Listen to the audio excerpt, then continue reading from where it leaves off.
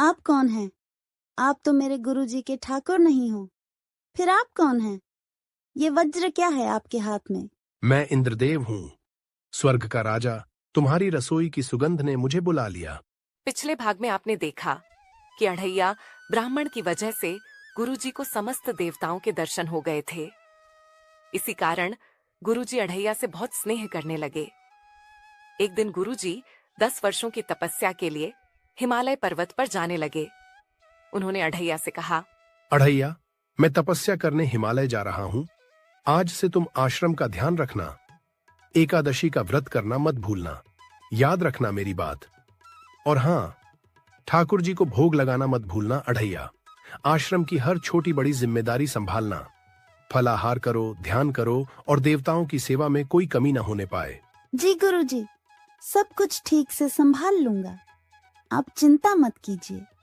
हिमालय की ठंडी हवाओं में आपकी तपस्या सफल हो, यही मेरी प्रार्थना है। गुरुजी वहां से चले गए। आश्रम अब अढ़ैया के हाथों में था। कुछ दिन शांतिपूर्ण बीते, लेकिन जैसे जैसे एकादशी नजदीक आ रही थी, अढ़ैया के मन में एक उथल पुथल मचने लगी। रात को सोते हुए भी सपने में उसे ढेर सारी बाटियां, चावल की खीर और घी से चिपचिपी पूरी नजर आ रही थी। सुबह उठते ही वह मन ही मन सोचने लगा। अढ़ैया का पहला मन, इस बार चलो एकादशी का व्रत कर लेते हैं। अढ़ैया, गुरुजी खुश होंगे और तू भी पुण्य कमाएगा।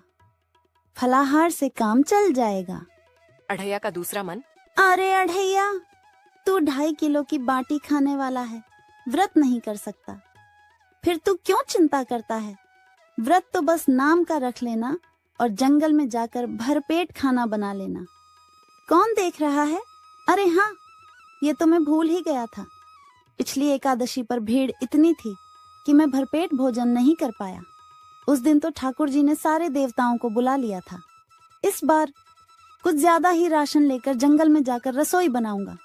हाँ, यही सही रहेगा। लेकिन ठाकुर जी को भोग लगाना तो पड़ेगा ही। चलो पहले बाजार चलते हैं। अढ़ैया बाजार निकल पड़ा। बाजार में हलचल थी। व्यापारी चिल्ला रहे थे।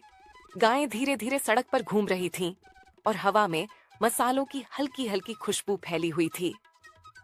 अढ़ैया एक दुकान पर जाकर दुकानदार से बोला, अरे भाई दुकानदार, मुझे कुछ सामान चाहिए, राशन का।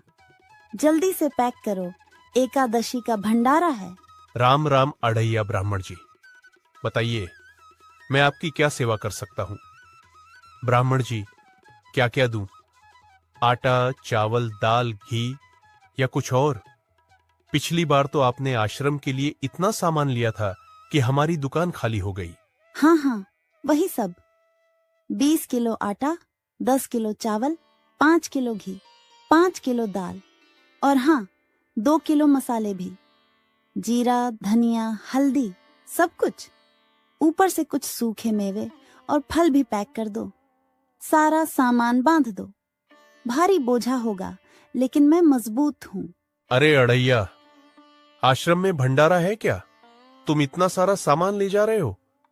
लगता है इस बार पूरे गांव को खिलाने का इरादा है, या फिर खुद के लिए ही तो है ना? तुम्हें इन सब बातों से क्या लेना देना? तुम्हारा काम है सामग्री देना, तो सामग्री दो ना। ये भंडारा ठाकुर जी के नाम का है, देवताओं को प्रसन्न करने के लिए। अब जल्दी पैक करो, वरना एकादशी बीत जाएगी। अरे अढ़ैया, नाराज क्यों होते हो? मैंने तो ऐसे ही पूछ लिया। लो अपना सामान और मेरे पैसे दो। लेकिन ब्राह्मण जी, एक सलाह, व्रत तो रखना मत भूलना। लालच बुरी बला है। ठीक है दुकानदार भैया, लो अपने पैसे। और हाँ, तुम्हारी सलाह अच्छी है, लेकिन मैं सब संभाल लूंगा। राम राम। अढ़ैया सारा सामान लेकर रास्ते में मन ही मन प्रसन्न हो रहा था। कंधे पर भारी बोझा था, लेकिन उसके मन में खुशी की लहरें उठ रही थीं। वह सोच रहा था कि इस बार वह जंगल के एक गुप्त स्थान पर जाकर रसोई बनाएगा, जहां कोई भटकता हुआ यात्री भी न पहुंच सके। रास्ते में उसे एक बूढ़ा साधु मिला, जो पेड़ के नीचे बैठा ध्यान कर रहा था। साधु ने आंखें खोली और मुस्कुराते हुए कहा, बेटा अढ़ैया, इतना भारी बोझा क्यों ढो रहे हो? एकादशी का दिन है, व्रत रखो, भोजन त्यागो, ये सांसारिक मोह छोड़ दो। बाबा जी, ये तो ठाकुर जी का भोग है, भंडारा करने जा रहा हूँ। आप चिंता मत कीजिए, आपको भी थोड़ा फल दे दूं? नहीं बेटा, मुझे कुछ नहीं चाहिए। बस याद रखना, लालच की आग कभी बुझती नहीं। जाओ, लेकिन सावधान रहना। अढ़ैया आगे बढ़ गया, लेकिन साधु की बात उसके मन में चुभ गई। फिर भी लालच ने उसे झकझोर दिया। वह जंगल पहुंचा, एक नदी किनारे शांत स्थान पर चूल्हा जलाया। अब रसोई बनाने का समय था। अढ़ैया ने सबसे पहले आटे को गूंथना शुरू किया। उसके हाथों से बाटियां गोल गोल बन रही थीं, बड़ी बड़ी ताजा घी से चुपड़ी हुई। फिर चावल उबाले, दाल पकाई, सब्जियां काटी। हवा में मसालों की महक फैलने लगी। जंगल के जानवर भी रुक रुक कर सिर उठा रहे थे। अढ़ैया गुनगुना रहा था, कई दिनों बाद भरपेट भोजन मिलेगा। ये बाटियां तो इतनी रसीली होंगी कि मुंह में पानी आ जाएगा, और ऊपर से घी डालकर उफ। लेकिन अचानक उसे याद आया, ठाकुर जी को भोग लगाना। अढ़ैया का चेहरा लटक गया। अरे, रसोई बनाने के बाद ठाकुर जी को भोग लगाना होता है, और ठाकुर जी न जाने किस किस को बुला लेते हैं। पिछली बार तो सारा खाना उड़ गया था, फिर मैं भूखा ही रह जाता हूँ। अरे गुरुदेव के ठाकुर का क्या करें, ऐसा करते हैं।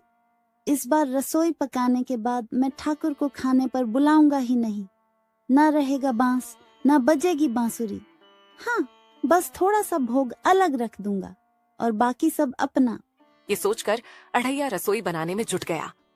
लेकिन जैसे जैसे भोजन पक रहा था, उसकी खुशबू नदी के पार जंगल के घने इलाकों तक फैलने लगी। हवा ने इसे चारों ओर बिखेर दिया। स्वर्ग में सभी देवगण उसकी चर्चा करने लगे। इंद्रलोक में, अरे वसुंधरा, ये क्या सुगंध आ रही है? लगता है धरती पर कोई महान भंडारा हो रहा है। नारद, तुम जाकर देख आओ। नारायण नारायण, कितनी सुगंध है अढ़ैया की इस रसोई में। लगता है आज फिर भंडारा खाने को मिलेगा। मैं अभी जाता हूँ प्रभु। जंगल में भगवान राम सीता जी से कहते हैं। वे वनवास के दौरान एक झोपड़ी में विराजमान थे, और हवा ने सुगंध उनके पास भी पहुंचा दी थी। जानकी, अढ़ैया की रसोई खाए कई दिन बीत गए।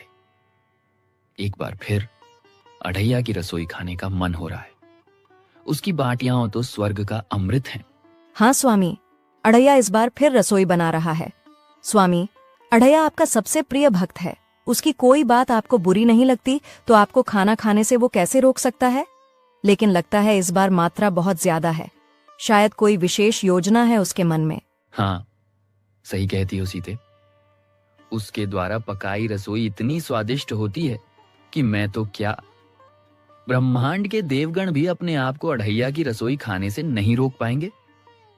और हाँ देवी, इस बार तो मजा आएगा। अढ़ैया अनजान है कि उसकी पुकार कितनी दूर तक पहुंच रही है। स्वामी, इस बार अढ़ैया ने काफी अधिक मात्रा में खाना बनाया है। क्या कोई विशेष अतिथि आने वाले हैं? हाँ देवी, अढ़ैया इस बात से अनजान है कि इस बार तो और भी अधिक देवगणों की संख्या बढ़ने वाली है। न केवल देवता बल्कि यक्ष, गंधर्व, किन्नर सभी आकर्षित हो रहे हैं। तो स्वामी, इस बार कौन कौन भंडारे में आने वाला है? कृपया बताइए ना। देखती जाओ देवी, समय आने पर सब स्पष्ट हो जाएगा। अभी तो अढ़ैया की परीक्षा का समय है। अढ़ैया रसोई बनाकर खुश हो रहा था। चूल्हे की आग धीमी हो गई थी और भोजन तैयार था। थालियां सजाई, बाटियां चटनी के साथ रखी, दाल की कटोरी में तड़का चढ़ाया। वह सोच रहा था, आज तो मैं भरपेट खाने वाला हूँ।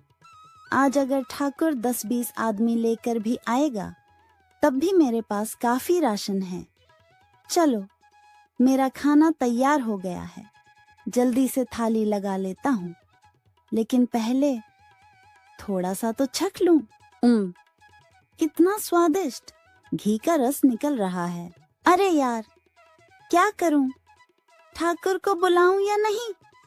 अगर नहीं बुलाया तो गुरुजी नाराज होंगे, और अगर बुलाया तो फिर वही पुरानी कहानी। चलो, बुला ही लेता हूँ। शायद इस बार कम लोग आएं। गुरुजी के ठाकुर, आओ और आकर खाना खाओ। भोग लगाओ ठाकुर जी।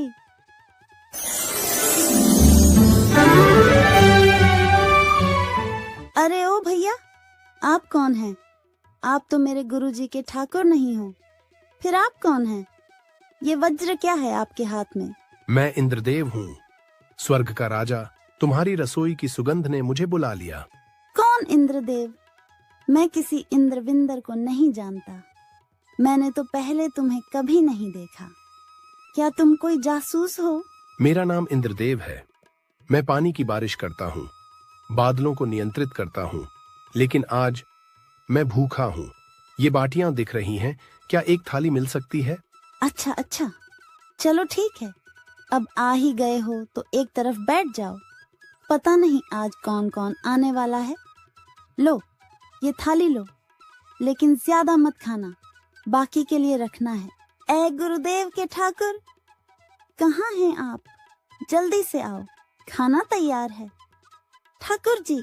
इस बार अढ़ैया के बुलाने पर नारद जी आ गए। वे वीणा लिए हुए उछलते कूदते प्रकट हुए। नारायण नारायण, प्रभु नारायण, नारायण नारायण। कितनी सुगंध है इस खाने में। अढ़ैया, तुम्हारी रसोई तो ब्रह्मांड भर में प्रसिद्ध हो चुकी है।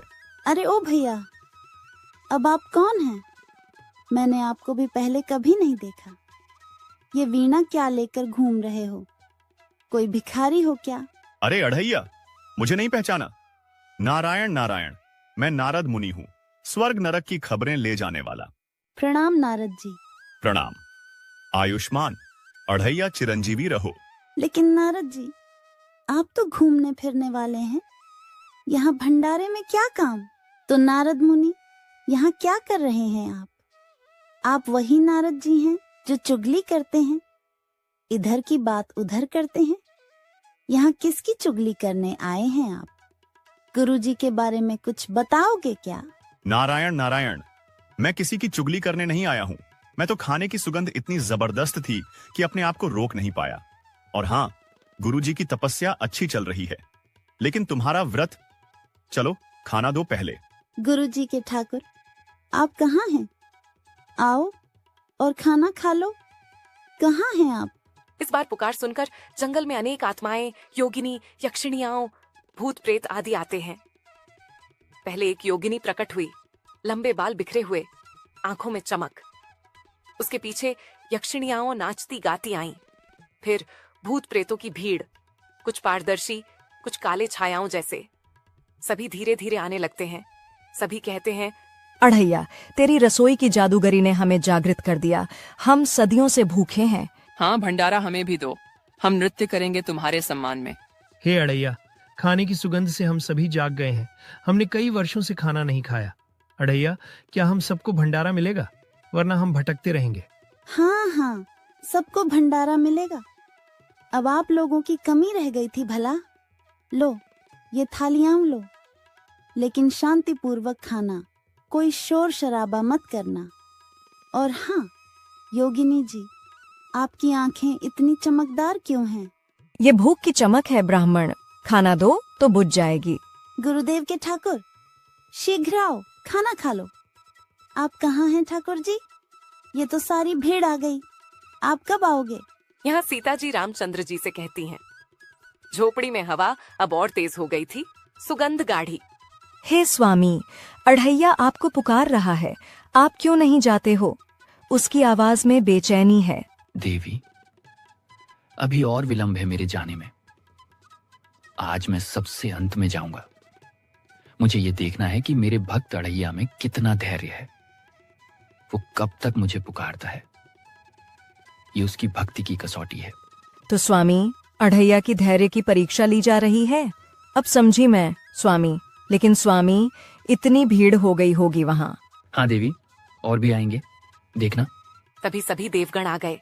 ब्रह्मा, विष्णु के अवतार, शिव के गण, सरस्वती, लक्ष्मी, सभी। जगह जगह थालियां सज गईं। अढ़ैया, हम सब देवगण आ गए हैं। हमें बड़ी जोर की भूख लगी है। हमें खाना दो। अपनी आंखें खोलो अढ़ैया। हम छिपे हुए थे, लेकिन अब प्रकट हो गए। अरे, आप सब कौन हैं? हमने तो आप लोगों को नहीं बुलाया, तो फिर बेशर्मों की तरह क्यों आते ही जा रहे हो? लगता है आज फिर मुझे खाना नहीं बचेगा। ये तो पूरा ब्रह्मांड आ गया। क्या कह रहे हो अढ़ैया? हम तो ठाकुर के रूप में ही आए हैं। कुछ नहीं, कुछ नहीं, तो हम सबको खाना खिलाओ। लो, ये अंतिम थालियां, लेकिन एक एक करो, धक्का मुक्की मत। अरे अरे, एक किसी को खाने का एक निवाला भी नहीं मिलेगा। ये सब क्या हो गया? साधु बाबा की बात सही थी। इस बार सीता माता कहती हैं, अब दोपहर की धूप तेज हो रही थी और भूख सभी को सता रही थी। हे स्वामी, दोपहर होने को आई है। अड़ैया ढाई किलो बाटी खाने वाला ब्राह्मण है। उसकी इतनी धैर्य की परीक्षा न लें। अतिशीघ्र अड़ैया के पास चलें। स्वामी, अब तो हमें भी बहुत जोर की भूख लगी है और हनुमान जी भी बार-बार पूछ रहे हैं। कब चलेंगे? अड़ैया की बाटियां तो मेरा पसंदीदा भोजन है। हाँ देवी, भूख तो मुझे भी बहुत लगी है। चलो फिर चलते हैं। हनुमान, लक्ष्मण, कहाँ हो? चलो, सभी साथ आ जाओ। अड़ैया के यहाँ भंडारे पर चलना है। लक्ष्मण, धनुष बाण तैयार रखना। जी भैया, सब कुछ तैयार है। हे गुरुदेव के ठाकुर, कहाँ हैं आप? खाना तैयार है, जल्दी आइए। गुरुदेव जी के ठाकुर, सब खत्म हो जाएगा। अचानक जंगल में हलचल मच गई। भगवान राम, सीता, लक्ष्मण, हनुमान और अन्य सभी पहुंच गए। अड़ैया ने आंखें मली, फिर राहत की सांस ली। हे गुरुदेव के ठाकुर जी, आने में इतना विलंब क्यों किया? देखिए ना, सब कुछ उड़ गया, एक निवाला भी नहीं बचा। आने में इस बार अधिक दूरी पर था, इसलिए चलिए ठाकुर जी, भोग लगा लीजिए। लेकिन चिंता मत करो अड़ैया, तुम्हारी भक्ति के कारण सब संभव है। जैसे ही भगवान राम खाना खाने बैठते हैं, तभी दूर से गरज की आवाज आई। कई राक्षसों का हमला हो जाता है। वे लंगूरों की तरह उछलते हुए आए, आंखें लाल, दांत नुकीले। राक्षसों का सरदार चिल्लाया, ये सुगंध हमें भी भूखा बना रही है। ये भोजन हमारा, राम को मारो। हाँ, खाना लूट लो। राक्षस खाने पर टूट पड़ते हैं। वे थालियां उलटने लगे, बाटियां फेंकने लगे। देवगण चौंक गए। तभी भगवान रामचंद्र अपने तीर धनुष से सभी को मार भगाते हैं। एक तीर से 10 राक्षस गिरे, दूसरे से 20। हनुमान ने मुट्ठी से राक्षसों को कुचला। लक्ष्मण ने तलवार चलाई। जंगल में धूल उड़ गई, लेकिन पलक झपकते ही शांति हो गई। जय श्री राम, कोई नहीं बचेगा। अब भोजन शांतिपूर्वक। अड़ैया, चिंता मत कर, फिर स्वयं खाना खाते हैं और अन्य सभी उपस्थित देवताओं को भी खिलाते हैं। चमत्कार से भोजन बढ़ता गया। जितना खाते उतना ही बचा रहता, लेकिन अंत में एक निवाला भी नहीं बचता। इस बार भी अड़ैया भूखा ही रह जाता है। वह किनारे पर बैठा उदास होकर देख रहा था। फिर वही भूखा, लेकिन कम से कम सब प्रसन्न हुए। लेकिन इस बार अड़ैया के खाने को खाकर सभी देवगण अड़ैया को वरदान देते हैं। वे एक वृत्ताकार में खड़े होकर, हे अड़ैया ब्राह्मण, सारे ब्रह्मांड में तुम्हारे जैसा रसोइया बनाने वाला कोई और नहीं होगा। तुम्हारी बाटियां अमर हो जाएंगी, और जब जब कोई भी प्राणी संसार में भंडारा या कोई भी शुभ अनुष्ठान करेगा तो उसे अपनी रसोई सुरक्षित और स्वादिष्ट बने। इसके लिए रसोई के पास श्रीफल यानी नारियल, थोड़े गेहूं, जल का छोटा लोटा और एक बाटी का प्रतीक आपके नाम से रखा जाएगा। यह तुम्हारी भक्ति का फल है। जो भी रसोइया ऐसा नहीं करेगा, उसकी रसोई न सुरक्षित रहेगी, न स्वादिष्ट बनेगी, और उसका भंडारे की रसोई आत्माएं ग्रहण करने लगेंगी। ये हम सब देवगणों का तुम्हें आशीर्वाद है। जय हो अड़ैया की। अड़ैया, तुम्हारी उदारता और भक्ति ने आज ब्रह्मांड को एक नया नियम दे दिया। कभी लालच मत करना, भक्ति पर डटे रहो। सभी देवगण अड़ैया को आशीर्वाद देकर चले जाते हैं। सूर्यास्त हो गया था। जंगल में शांति थी, लेकिन हवा में अभी भी हल्की खुशबू बाकी थी। अड़ैया थककर जमीन पर लेट गया। पेट खाली, लेकिन मन भरा। वह अपने आप से कहता है, इससे अच्छा होता कि मैं एकादशी का व्रत ही कर लेता। लालच ने तो मुझे फिर भूखा ही रख दिया, लेकिन ये वरदान, ये तो अमूल्य है। अब हर भंडारे में मेरा नाम होगा। गुरुजी को कैसे बताऊंगा? रात भर अड़ैया सोचता रहा। अगली सुबह वह आश्रम लौटा, भूखा लेकिन संतुष्ट। गुरुजी की तपस्या अभी बाकी थी, लेकिन अड़ैया ने सीख लिया था। इस प्रकार अढ़ैया का एकादशी का व्रत भी पूरा हो जाता है अनजाने में। नैतिकता, लालच और धैर्य की कमी हमें हमेशा भूखा रखती है, लेकिन सच्ची भक्ति और उदारता से मिला आशीर्वाद हमें अमर बना देता है।